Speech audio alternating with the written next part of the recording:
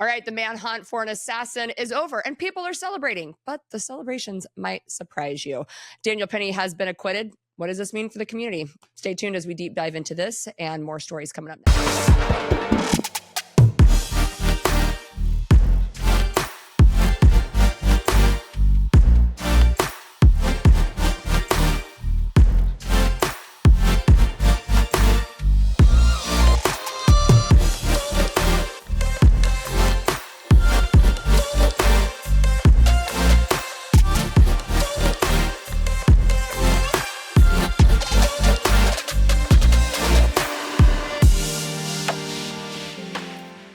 All right, everybody. So we're back. John Willis, thank you so much for joining us today. John, the latest on the manhunt being over for Luigi Mangione. This story is getting more insane by the day. The last thing I read is that, while we should maybe, I don't know, be sad for the CEO's family who left behind children, a wife. No, instead, people are out in the streets celebrating. And I even heard today that Christmas ornaments are being sold with the words defend, deny, depose.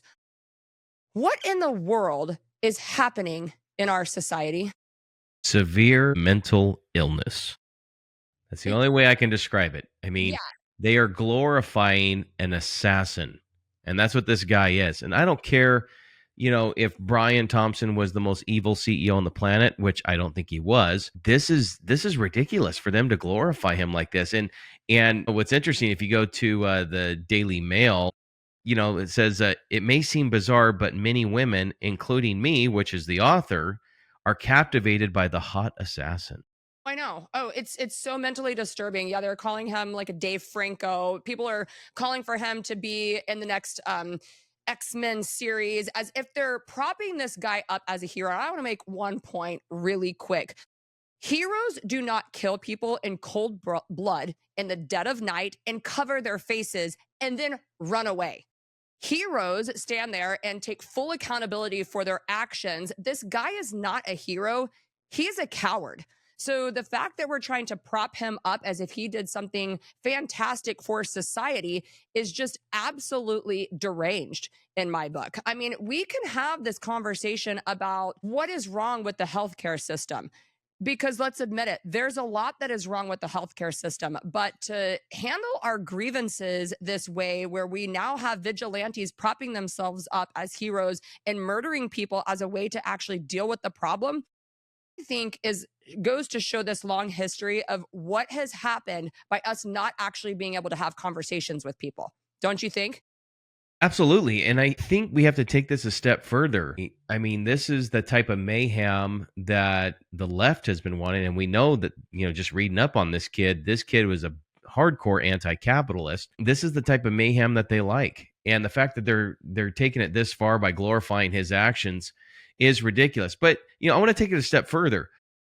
There's some really fishy things about this story. And I'm not trying to get into conspiracy theory world, but if this kid's Ivy League educated, supposedly super smart. We all know he has washboard abs, but that's not part of the whole deal here.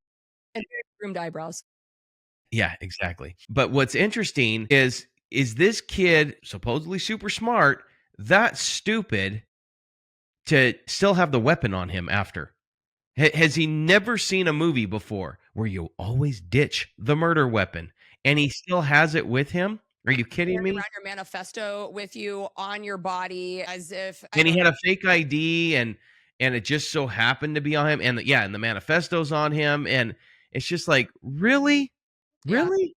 Well, yeah, I mean, there are a lot of fishy things. And like you said, we could go down the rabbit hole of conspiracy theories all day long. But I want to focus more on what this means, like, as a society and how we get ourselves to a point where not only let's say this guy did it.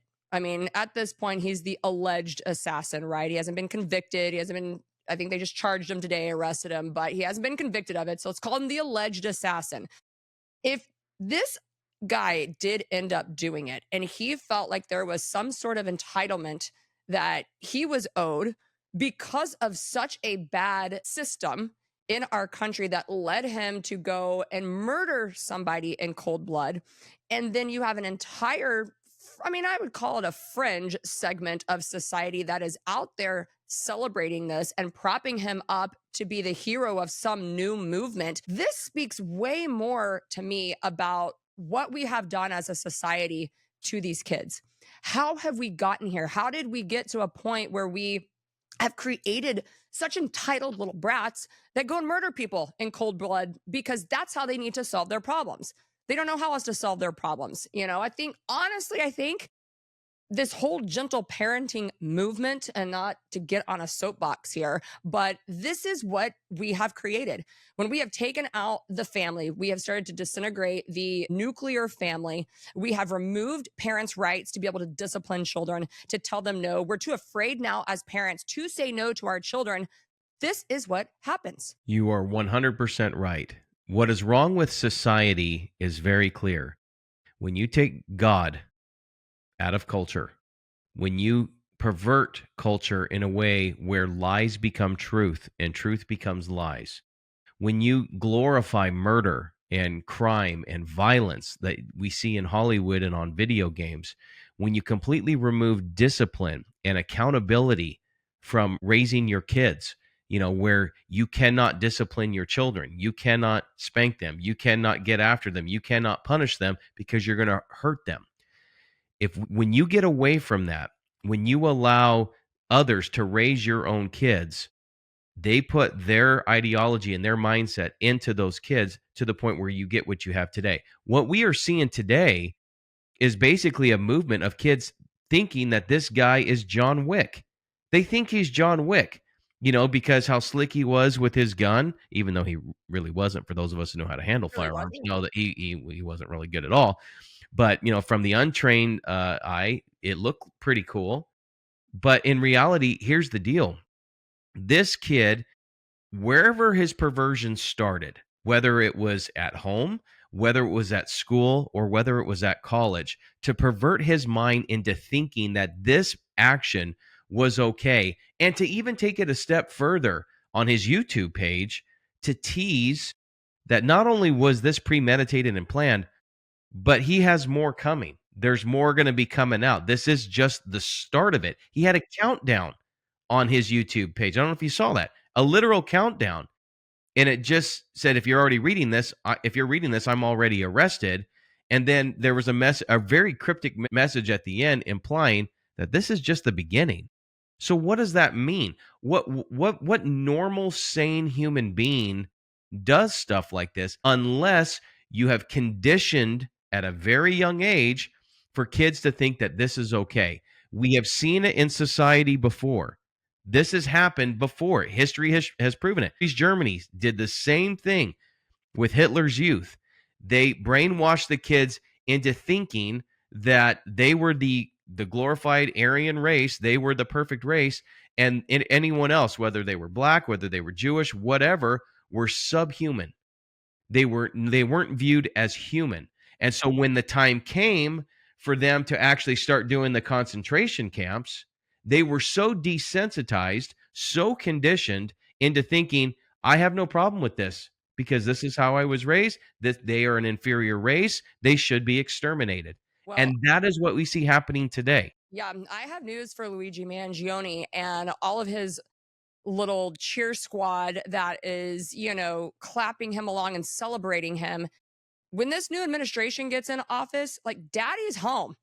You guys are about to get a spanking, so to say, because you no longer have the backing of all of the left government officials who have been basically complicit in this entitlement mentality for the last, I don't know, several decades that's going on. Things are about to change. And I think that we are going to see this from the top down, where this is not going to be tolerated anymore. And there has to be a strong message coming from the top down that says, if you behave in this way, it's no different than when all the protests and the riots broke out and the left was sitting over there saying, well, these are peaceful protests while our cities were burning down. Well, It's going to have to come from the top where they call it like it is. This is evil. This is deranged. It will not be tolerated, so that you send a message to anybody else who wants to do this that you're not going to get away with it.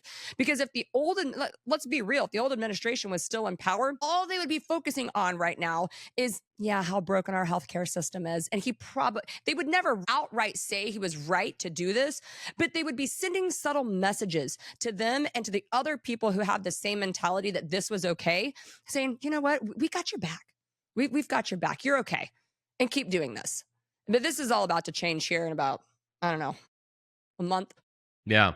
Well, and I mean, what we're seeing is a Hollywood movie play out right before us. I mean, we're seeing, I mean, it's a plot to a movie, and there's probably been a few movies that are made like this, where the bad guys are the corporate heads and they need to be killed, and it's the revolutionaries that are glorified, and then that's exactly what they're doing to this guy. In fact, that there's T-shirts being made with the sayings that he wrote on the casings on the rounds that he used. I mean, It's it's don't it's get me it's that. Don't get me twisted. that for Christmas, John. I don't want any of those ornaments hanging in my house. Well, it's a good thing Amazon has a good return policy. But yeah, I mean, I think overall it's just a scary time that we're in right now. What are the implications here? Like, what do you feel is are you feeling something brewing again? Yes. We all kind of felt like this around COVID and around the protests over George Floyd. Like something's brewing. What's coming next? Like, what do you feel like are the implications of this? But funny you bring up COVID because I remember I was with you at an event in Dallas when COVID first started breaking out, and we were all kind of talking like, "There's something not right here. Something doesn't feel right. This isn't natural." And I think that same feeling happens right now. I mean, Trump won. Where are the riots? Where's the violence?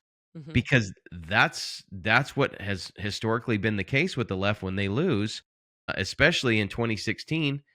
They started the riots, BLM, Antifa, and we're supposed to expect that moving forward, as Trump is and his team are going to go in there and literally gut all the power that the left has usurped through bureaucracy, through corruption, through you name it, and not just the left. I mean, the establishment Republicans too. But as that's all going to be going away, that's a serious, serious threat. This is DEFCON 5 with regards to the threats that Trump is to the deep state right now. And it's just passive. Everyone's okay. Like, oh shucks, we lost. Yeah. No, there's something brewing.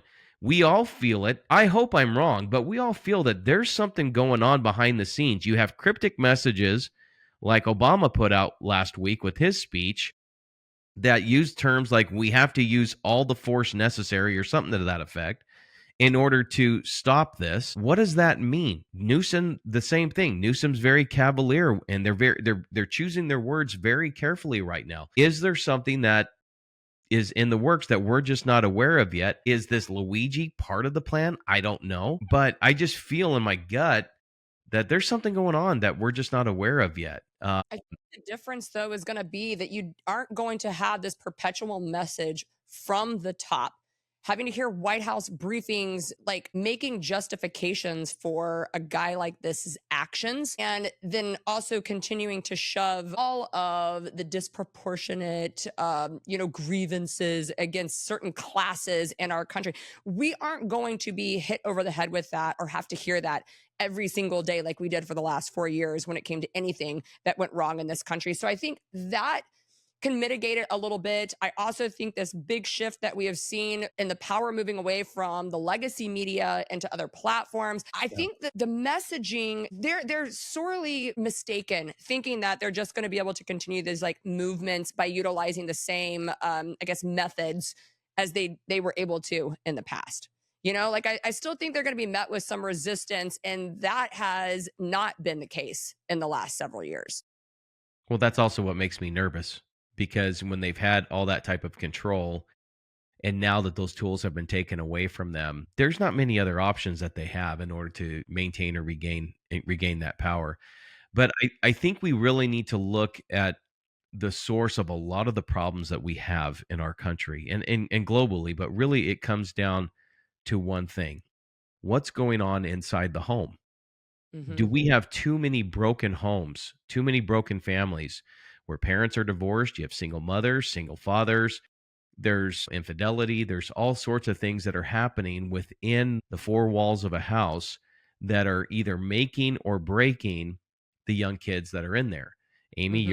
you're a mother, I'm a father, and we are our job as parents is to be not only the memory makers of our kids, but also to help build that foundation for them so when they do move out of the house, they aren't dependent on us, that they have been raised in a way where they can be fully self-sufficient, that they can go out there and face the world on their own, knowing that we will always be there to support them no matter what, to back them up, motivationally and all that stuff. But to be out there and be able to handle the hell that is the world. Right. And to feel consequences for their actions. Yeah, and that's the thing, like, there's no accountability. You're not allowed to be held accountable. Yep. There's been incidences that I'm aware of very close in my life with family members and friends where incidents have happened at school where a perpetrator did something extremely violent and it was a slap on the wrist, and the damage that was caused by that action will last for years, but Hmm. there's no real accountability anymore. And you see it in crime. Look in California, how no one's held accountable for the crimes that they commit. There was a murder that happened in Vegas last year, or not, excuse me, last year, last month, where the perpetrator is already out on bail. He murdered somebody. It was his stepdad. He murdered him and now he's out on bail. No ankle bracelet, nothing. He got a $250,000 bail, and he's out wandering, working a job right now, doing all this stuff after shooting a guy in the chest and the leg. And it's just like, what are we doing as a society? Whatever happened to the old West days where if you committed a crime, you were done. You never committed that crime again. But we've become so lenient as a society where there's no responsibility for your actions anymore. Well, there's also no responsibility for, you know me, I'm a big 2A supporter. And I look at this story through that lens. And as you start to talk about things are bubbling and things are potentially brewing, it only goes back to also point to the importance of how you have to be prepared to take care of yourself, to take care of your family, to protect you. This CEO was in New York City. They have some of the strictest gun laws in the entire country. Oh, but guess who got a gun? The bad guy. The bad guy took in his ghost gun, and the CEO had absolutely no way to defend or protect himself, and nobody was there to protect him. And if we think that we are headed in a direction in this country where this is going to start being the acceptable behavior and the acceptable way to deal with our issues, well, then let me tell you, you better be prepared. You better be ready to take care of yourself because the bad guys are out there. The mentally deranged people have access to tools, not just firearms. We saw the stabbings in New York City that just took place as well. Like they will use whatever tool they have at their disposal to cause harm and to get their way. And you have to be ready to take care of yourself. I mean, the way we have to look at it, frankly, is bad guys are always going to be bad. They're always going to find a way. So the only way to protect yourself is to be that good guy that has the ability to stop the bad guy in his tracks. And I think not that only doesn't mean just with self defense, but also in the legal system. Where we have to have a complete page one rewrite of everything that's going on in this country, and I think that's what's going to be happening, which is also the reason why I feel so uneasy because we have to do such a huge hard reset of the judicial system. Can't even speak today. The judicial system, the education system, literally everything. You just check it. There's everything that needs to have a hard reset on it. There's going to be a lot of pushback. And I think this is where we, as freedom loving Americans, need to just stay strong and realize that there's more that's with us than there are with them. And that's both on the literal and spiritual side. But we have to remember that as we go through this transition period, not only from transitioning from one president to the next, but literally we're going to be transitioning from one culture to the Mhm. next because culture is definitely shifting right now. It shifted hard to the left, from 2008 present, and now we're going to start seeing it come back towards the middle because those who were traditional Democrats and leftists realize, ooh, we went way too far. We need to bring this back a bit, and we're starting to see, you see that on X, you see that in the media.